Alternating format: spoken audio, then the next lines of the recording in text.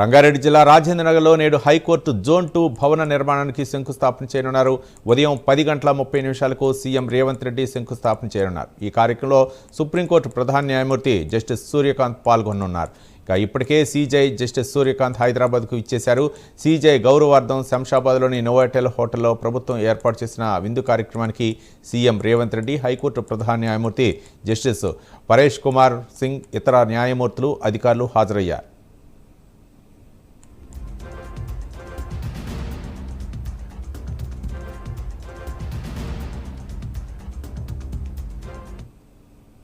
అత్యాధునిక వసతులతో బద్వేల్లో నిర్మిస్తున్న హైకోర్టు నూతన భవనం పనులు కొనసాగుతుండగా రెండో దశలో భాగంగా న్యాయమూర్తుల క్వార్టర్స్ నిర్మాణానికి శంకుస్థాపన చేయనున్నారు. ఈ కార్యక్రమంలో సీఎంతో పాటు సుప్రీంకోర్టు న్యాయమూర్తులు justice PS Narasimha, justice Ujjal Bhuyan, justice SV Bhatti, justice Alok Aradhe, రాష్ట్ర హైకోర్టు న్యాయమూర్తులు పాల్గొననున్నారు.